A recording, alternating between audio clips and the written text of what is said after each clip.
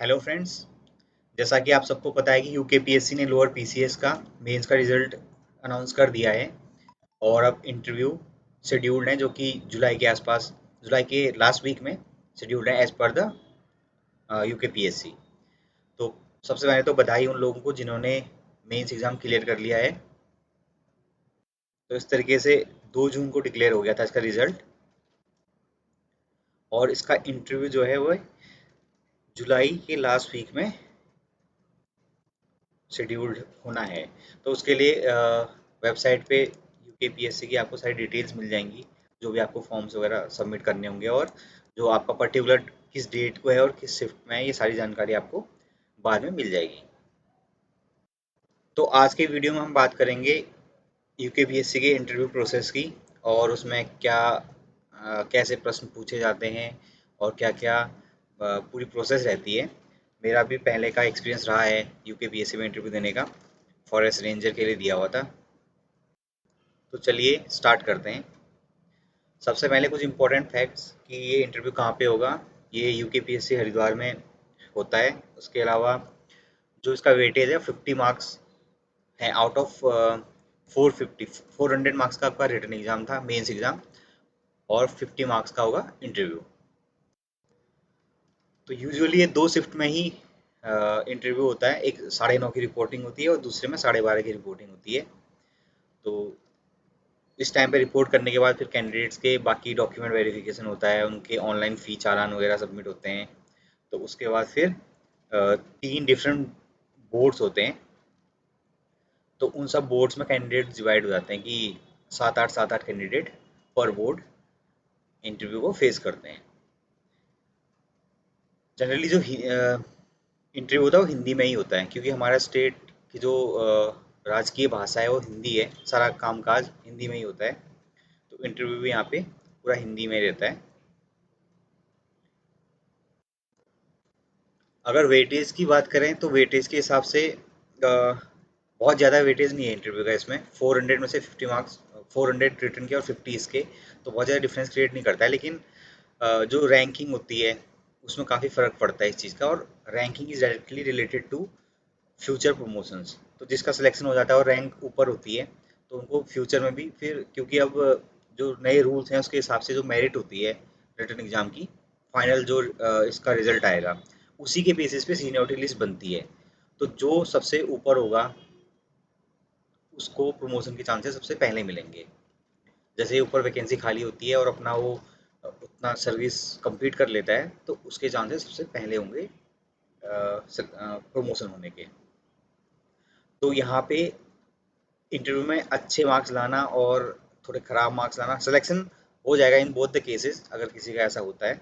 और इंटरव्यू लेकिन अगर खराब मार्क्स होते हैं तो उसका बाद में उन्हें काफ़ी दुख हो सकता है इस चीज़ का, कि अगर 5-7 नंबर और ऊपर होते तो अभी मेरिट कुछ और होती है और फ्यूचर में जो प्रमोशनल एस्पेक्ट्स पीएससी एग्जाम की डेट डिक्लेयर करेगा, इंटरव्यू की डेट डिक्लेयर करेगा।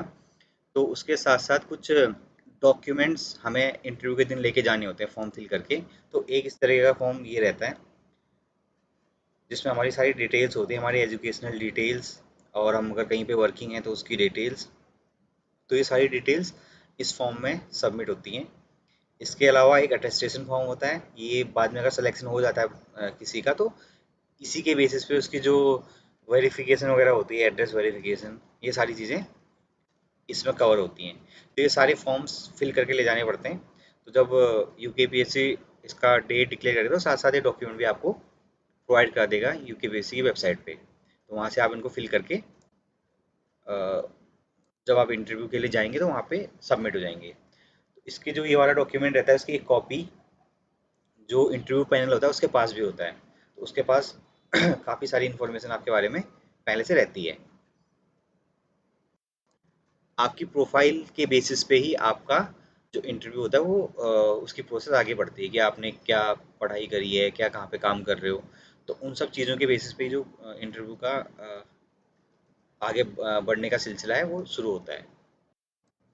बाकी जो सारे डॉक्यूमेंट्स होते हैं आपके, चाहे वो एज रिलैक्सेशन का हो या हाइट रिलैक्सेशन का हो या फिर किसी कैटेगरी का हो, तो वो सारे इन ओरिजिनल आपको ले जाने होते हैं और बाकी उनकी फ़ोटो कॉपी अटेस्टेड वो भी साथ में लेके जानी होती है। जैसा कि मैंने बताया था कि डॉक्यूमेंट वेरिफिकेशन होता है और इंटरव्यू की फ़ी पे होती है वहाँ पे। उसके बाद 3 बोर्ड्स यूजुअली रहते हैं और उसमें 8 से 10 कैंडिडेट्स को एक बोर्ड एंटरटेन करता है, एक शिफ्ट में। तो तब तक हमें वेट करते रहना पड़ता है। अगर 12:30 से इंटरव्यू है, 12:30 का शेड्यूल है, तो लगभग 3 बजे के आसपास वो स्टार्ट होता है। तो 15 से 20-25 मिनट तक एक इंटरव्यू चलता है ऑन एन एवरेज।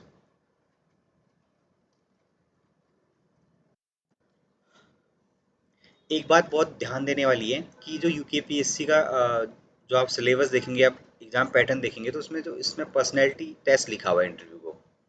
तो इसका मतलब ये है कि ये आपकी पर्सनैलिटी का टेस्ट है, आपकी नॉलेज का टेस्ट नहीं है।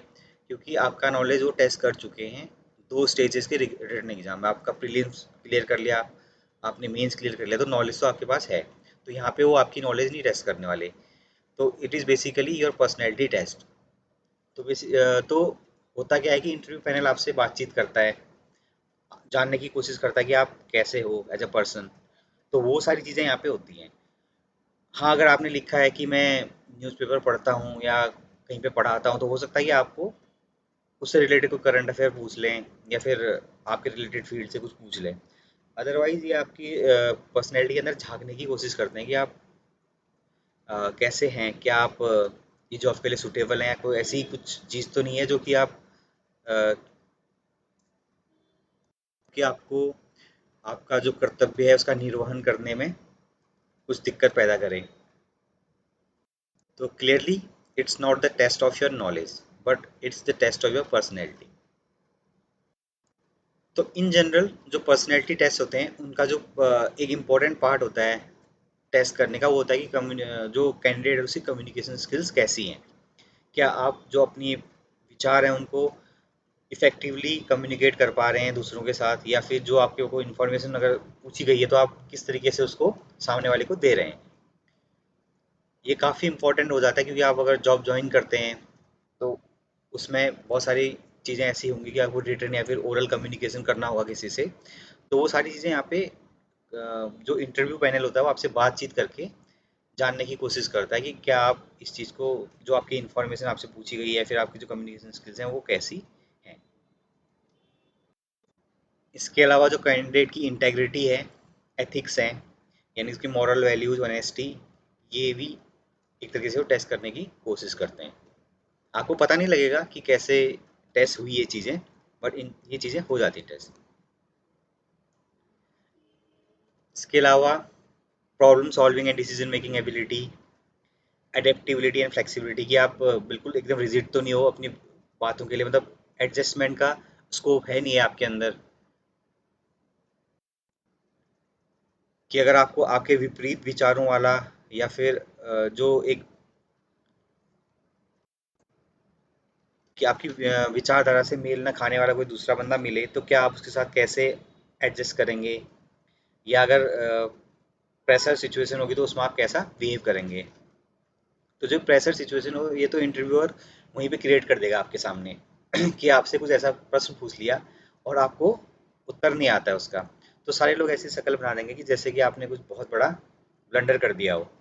तो इस सिचुएशन में क्या होता है कि बहुत सारे कैंडिडेट्स बिल्कुल इतने निराश हो जाते हैं, उनके पसीने आने लगते हैं और एकदम घबरा जाते हैं कि अब तो मेरा इंटरव्यू गया। तो ऐसा नहीं करना है। They are just testing your pressure handling capabilities. इसके अलावा होता है इंटरपर्सनल स्किल्स, कि आप दूसरे लोगों के साथ या एज अ ग्रुप अगर कहीं पे काम कर रहे हो तो कैसे बिहेव करते हो, आप कर पाते हो कि नहीं कर पाते हो। क्योंकि जब आप अपनी ड्यूटी ज्वाइन करेंगे तो वहाँ पे आपको बहुत सारे लोगों के साथ कोऑर्डिनेट करके चलना पड़ेगा, बहुत सारे लोगों को साथ में लेके चलना पड़ेगा। तो कुछ लोग होते हैं कि जो पढ़ाई में बहुत अच्छे होते हैं, बट वो लोगों के साथ या ग्रुप में काम नहीं कर पाते हैं। उनको अकेले ही काम करना पसंद होता है, फिर अपने तरीके से ना वो बिल्कुल एडजस्ट करेंगे, ना ही वो किसी के साथ मिलजुल के काम करेंगे। तो इस तरीके की चीज़ें वो एक तरीके से चेक करने की कोशिश करते हैं कि क्या ये बंदा अगर ग्रुप एनवायरनमेंट होगा तो वहाँ पे ये कैसा बिहेव करेगा। क्योंकि अल्टीमेटली आपको काम लोगों के साथ ही करना है, ग्रुप में ही करना है। ये इन जनरल जो इंटरव्यू के प्रिंसिपल्स होते हैं, इंटरव्यू में जो जांच की जाने वाली चीज़ें हैं, ये उन सबका हिस्सा होता है। अब आपसे कौन कौन सी चीज़ों को किस तरीके से इंटरव्यूअर टेस्ट करेगा।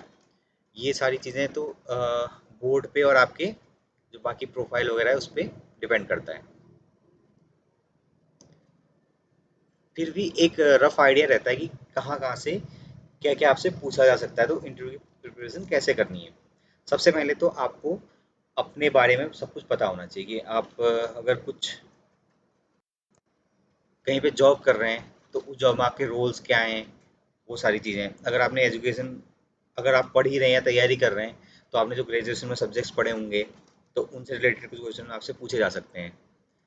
इसके अलावा आपकी जो करंट या प्रीवियस जॉब है, जो लोग वर्किंग है ऑलरेडी, तो उनसे उस जॉब के बारे में पूछा जा सकता है। और ये भी पूछा जा सकता है कि आप क्यों वो जॉब छोड़ के यहाँ आना चाह रहे हो, कि वो जॉब में ऐसी क्या कमियां हैं। तो ये बड़ा ट्रिकी क्वेश्चन होता है प्रीवियस जॉब के बारे में बोलना। तो कभी ऐसे कोई नेगेटिव चीज़ नहीं बोलनी चाहिए। जो इस जॉब के पॉजिटिव्स हैं उनको आप बताइए कि मेरे को यहाँ पे ये चीज़ अच्छी लगी, इसमें ये फ़ायदा हुआ, इंस्टेड ऑफ सेइंग कि वो जॉब इसलिए ख़राब है कि वहाँ पे बॉस बहुत बुरा है, या फिर वहाँ पे मुझे पोस्टिंग कहीं रिमोट लोकेशन में मिली हुई है। क्योंकि पोस्टिंग तो इन सब जॉब्स में भी आपकी रिमोट लोकेशन हो सकती है। इसके अलावा एक इम्पॉर्टेंट टॉपिक जो रहता है वो रहता है हॉबीज़ से, कि आपकी क्या क्या हॉबीज़ हैं। तो उनके बारे में कुछ ऐसी चीज़ें ही बोलिए जो आप एक्चुअली करते हैं, क्योंकि कहीं ना कहीं इंटरव्यूअर आपको फंसा देगा। अगर आप झूठ मूठ में कुछ भी बोल देते हैं तो वो आपके लिए ही सुसाइडल हो सकता है। उस पर आप खुद फंस सकते हैं। आपको आपने बोल दिया कि मेरे को न्यूज़पेपर पढ़ना या फिर न्यूज़ देखना पसंद है, तो उससे रिलेटेड वो कुछ भी पूछ सकता है। हो सकता है कि कल की ही कोई न्यूज़ हो और आपसे पूछ लिया जाए उसके बारे में कि आप ऐसा कुछ हुआ था, ये बताओ क्या है। तो इन सब चीज़ों में थोड़ा सा सावधान रहना है कि आपको क्या बोलना है हॉबीज़ में। इसके अलावा जो रिसेंट में कोई अगर कोई बड़ी न्यूज़ हुई है, सामने कोई ऐसी घटना हुई है, तो उसके बारे में आपको पता होना चाहिए।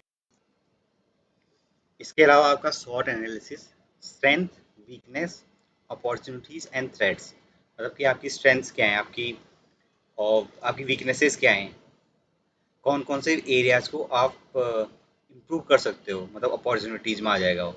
इसके अलावा थ्रेट्स, कि कौन कौन सी चीज़ें आपको हिंडर कर सकती हैं आपके गोल्स अचीव करने से।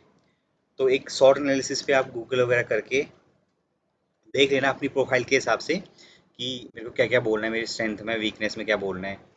कोई ऐसी मेजर चीज़ नहीं बोलनी होती वीकनेस में, नॉर्मल सी कोई चीज़ बोल के आप अपना एक प्रोफाइल तैयार कर सकते हैं। तो जो पर्सनैलिटी टेस्ट होता है बेसिकली उसमें जो क्वेश्चंस होते हैं वो आप ही के प्रोफाइल से, आप ही के आंसर से डिराइव होते हैं। इसमें कोई one two one job interview नहीं है कि आपसे टेक्निकल चीज़ या फिर आपके सब्जेक्ट से या आपसे जीएस पूछी जाएगी और उसके बेसिस पे आपका सिलेक्शन होगा।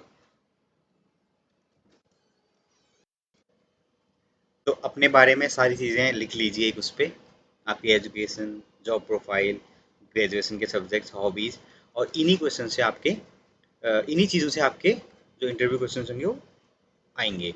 और इन्हीं के जो आपका इंटरव्यू आगे बढ़ेगा उसी चीज़ से शुरू होके फिर आपके जो जवाब होंगे उन पे क्रॉस क्वेश्चनिंग होगी। तो ये जो 15-20 मिनट, 25 मिनट का जो टाइम है तो ऐसे ही निकल जाएगा। कुछ इंपॉर्टेंट बातें जो आपने ध्यान रखनी है, पहली बात तो आपको एकदम काम रहना है, एक स्ट्रेस फील नहीं होना है, आराम से कॉन्फिडेंट होकर आप अपने आंसर देना। अगर कोई कोई प्रश्न नहीं आ रहा है तो आप ये बोल सकते हैं कि मुझे नहीं पता है, या फिर मैं अभी याद नहीं कर पा रहा हूँ, इस टाइप से। और घबराना नहीं है कि मेरे को एक प्रश्न नहीं आया तो फिर मेरा इंटरव्यू तो खराब चला गया, अब मेरे को मार्क्स नहीं मिलेंगे। तो ऐसी कोई बात नहीं है, और बिल्कुल एकदम रिलैक्स होके आप नेक्स्ट इंटरव्यू को, नेक्स्ट क्वेश्चन को फेस कीजिए। जो अगला प्रश्न आ रहा है हो सकता है वो आपको बहुत अच्छे से आता हो, और पिछले वाले के बारे में अगर सोचते रहेंगे कि खराब हो गया खराब हो गया, आपका स्ट्रेस भी आएगा, वो आपके चेहरे पे दिखेगा। तो उससे आपकी जो स्ट्रेस वाला पार्ट है, स्ट्रेस के अंडर आप कैसा परफॉर्म करते हो, वो सामने वाले को रिफ्लेक्ट हो जाएगा। तो टेंशन नहीं लेनी है, अगर कोई चीज़ नहीं आ रही तो नहीं आ रही, क्योंकि सभी को सभी चीज़ पता नहीं होती है। नहीं आ रहा है कोई बात नहीं, अगले प्रश्न की तैयारी कीजिए, जो भी अगला आएगा उसको अच्छे से आंसर करके आप अपना इंटरव्यू अच्छा बना सकते हैं। जो मेरा पर्सनल एक्सपीरियंस रहा है यूके पीएससी के साथ और यूपीएससी असिस्टेंट कमांडेंट, और भी 3-4 गवर्नमेंट एग्जाम्स के साथ। तो उसमें यही रहा है कि जो आपके इंटरव्यू मार्क्स होते हैं they are directly proportional to interview panel को कितना मजा आया आपसे बात करके। आप बिल्कुल एकदम रोबोटिक आंसर्स दे रहे हो कि यस नो हाँ ना, तो इस टाइप से इस चीज़ को अवॉइड कीजिए, थोड़ा इंटरेस्टिंग अपने इंटरव्यू को बनाइए।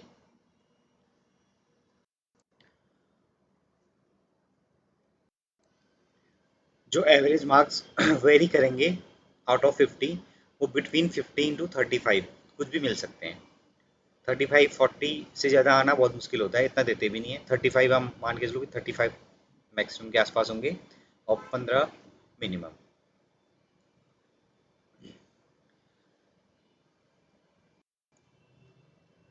तो ऑल द बेस्ट सभी को आपके इंटरव्यू के लिए। और आपके कोई अगर प्रश्न हैं, कोई क्वेरीज हैं, तो आप उनको कमेंट में ज़रूर बताइएगा।